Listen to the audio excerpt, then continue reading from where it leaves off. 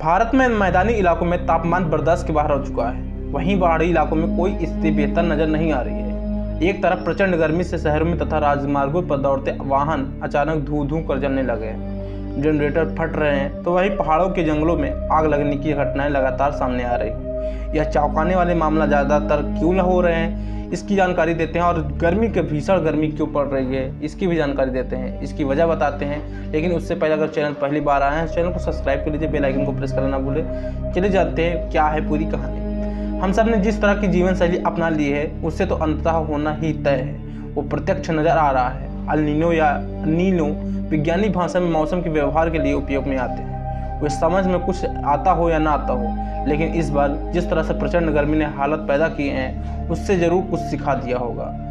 अब हिमालय से लेकर मैदानी इलाकों तक गर्मी की मार साफ दिखाई दे रही है। पहाड़ों में 38 डिग्री से लेकर 40 डिग्री तक सेंटीग्रेड का तापमान और मैदानों में 45 से लेकर 50 तक डिग्री सेंटीग्रेड से ऊपर उछाल के हमें परेशान कर चुका है। परंतु यह मात्र गर्मी ही नहीं है, हमें झेलनी है। आने वाले समय में यह पानी की मार काट को भी जन्म देगी। इतना ही नहीं, वायु प्रदूषण भी इस गर्मी के सीधे तौर पर जुड़ा है।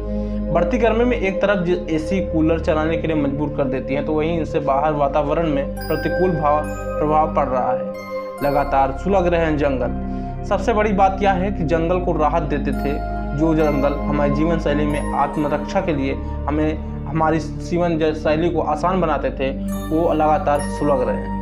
इस बार वही हो रहा है जो लगातार कई सालों से हो रहा है। सैकड़ों हेक्टेयर जंगल जलकर राख हो चुके हैं। उसका सीधा कारण यही था, प्रचंड गर्मी से छुटपुट आग की घटना को दावानल बना दिया।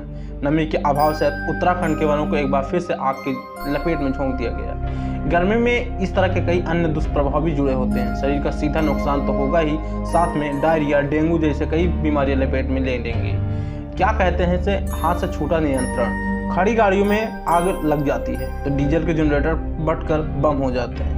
कुछ न कुछ समझ आना हमारी तरफ मूर्ता की तरफ इशारा कर रहा है। मौसम हमारे नियंत्रण से पूरी तरह से दूर जा चुका है, मगर हम अभी भी वही समाधान तलाश कर रहे हैं जो हमेशा करते आए हैं। अतः हम गर्मी से एसी चला देते हैं, जाड़ों में हीटर। दरअसल हमारा तंत्र प्रकृति के तंत्र से अलग हो चुका है। कहा जाता है, इसमें रिपोर्ट के अनुसार बताया गया है कि हर दशक में 0.26 सेंटीग्रेड तापमान बढ़ रहा है। आने वाले समय में हमारे लिए खतरा साबित और भी हो सकता है अगर हम इस पर निजात नहीं पा सके तो। दुनिया की तमाम संस्थाएं इस तरह के अध्ययनों में लगी हैं, लेकिन दुर्भाग्य से ये अध्ययन हमारी समझ से बाहर हो चुके हैं। हमारी सबसे बड़ी बात यह है कि सरकार के विकास की योजना में कहीं नहीं छलकते। परिस्थितियाँ यह है कि 2030 तक 1.5 डिग्री तापमान को कैप लगाने का जो निर्णय लिया गया था, अब बहुत दूर दिखाई देता है, क्योंकि देश के कई इलाकों तो 1.49 डिग्री सेंटीग्रेड तापमान वृद्धि अभी भी से हमारे सामने से है। कहा जाता है कि हिमालय की हवा से काली हो रही है। मैदानी इलाकों में बढ़ती गर्मी पहाड़ों पर एक अलग किस्म का दबाव पैदा करती है। जो लोग मैदान की बढ़ती गर्मी से व्याकुल होकर पहाड़ों की सैर निकल जाते हैं, वो पहाड़ों पर भारी पड़ने वाला है। इस बार को देख लीजिए, हम पहाड़ चाहे हमारे हिमाचल प्रदेश को या उत्तराखंड के पहाड़ी राज्य में पर्यटकों की भीड़ तो 4 धाम के लिए, अन्य पर्यटन के लिए बड़ी संख्या इकट्ठी हो जाती है। जिद इतनी होती है कि प्रशासन भी हार जाता है। कल्पना कीजिए, अगर पहाड़ी सड़कों किसी तरह का ट्रैफिक जाम लगता है तो हजारों गाड़ियां लाइन से खड़ी होकर कार्बन उलगती। बढ़ती सांद्रता के कारण ग्लोबल वार्मिंग किसी भी हालत में रुकने का नाम नहीं ले रही है। अभी हम प्रचंड गर्मी झेल रहे हैं, इसके तत्काल के बाद हम वर्षा या बाढ़ की आपदाओं को भी झेलेंगे।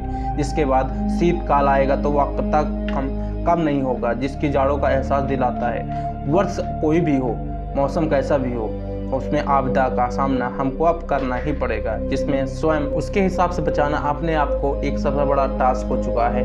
कहा जाता है, पेड़ हमारी रक्षा करते हैं, पेड़ हमें फल भी देते हैं, पेड़ हमें हवा भी देते हैं। लेकिन आजकल के इंसानों को पता नहीं क्या हो चुका है कि आए दिन वो पेड़ों की कटाई लगातार कर रहे हैं, जिससे हमारे ग्रीन या यूं कहे पर्यावरण पर काफ़ी कुछ असर पड़ रहा है। हमारे ग्लोबल वार्मिंग में काफ़ी कुछ असर डाल रहा है। इसी वजह से हमारे मौसम में इतना बहुत बड़ा बदलाव देखने को मिल रहा है। मौसम जिस तरह से करवट ले रहा है लगातार, उससे यही अंदाज़ा लगाया जा सकता है कि आने वाले 3 से 4 साल या आने वाले 10 साल तक स्थिति धरती पर बहुत ही ज़्यादा भयावह होने वाली है। जिस तरह से हमारे ग्रीनलैंड को लगातार पूरी तरह से सूखा बनाया जा रहा है, उस तरह से हमारे आने वाले मानव जीवन या यूं कहें धरती पर सभी रह रहे जीव को खतरे में डाल रहा है। इस तरह से अगर हम बढ़कर इस चीज़ का ध्यान नहीं देंगे, अगर हम पेड़ों की सुरक्षा नहीं करेंगे, तो हमारी सुरक्षा होना नामुमकिन है।